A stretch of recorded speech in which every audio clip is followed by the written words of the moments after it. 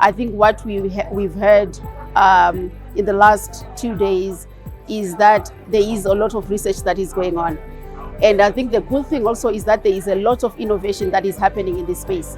So for instance, there is a lot of research that was presented on randomized controlled trials, RCTs, which are considered to be gold standard when it comes to impact evaluation. So I think that is good news, that we are innovating when it comes to research in this space.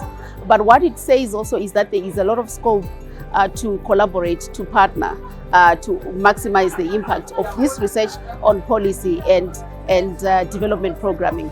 My reflection is that we have policymakers that are very receptive when it comes to the research that we are conducting. There is a lot of policy shifts that are happening in the countries that were represented here today, and I think beyond. So for instance, the policy shift from encampment to integration means that there is even more need or hunger for research, and we have policymakers that are willing to listen, that are willing to engage when it comes to that evidence. So for me, that's a good thing, receptive policymakers, and that presents sort of the scope to strengthen the link between research and policymaking. We need to be a bit more deliberate when it comes to articulating and providing evidence to show the benefits of hosting refugees.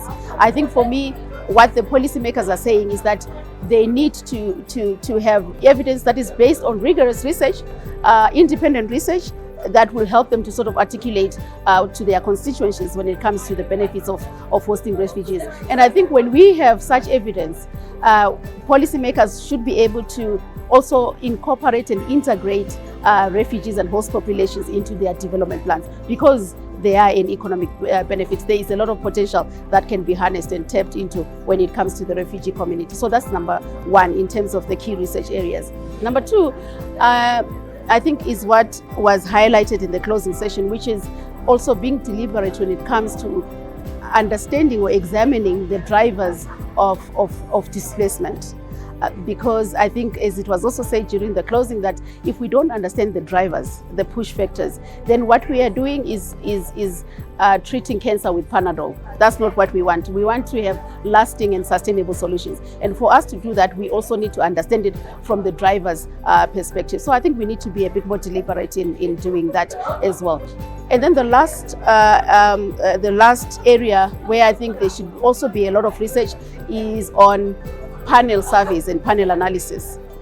What that does, it creates an opportunity for us to understand the dynamics. I think a lot of the research that was presented here, sometimes it's like once off, it's cross-section. But we need to be able to have a panel where we follow subjects over time, so that we can be able to understand the dynamics, but also because such surveys and such analysis presents an opportunity for us to understand the impacts of different policies. So I would say that would be the third research area that I think is key going forward.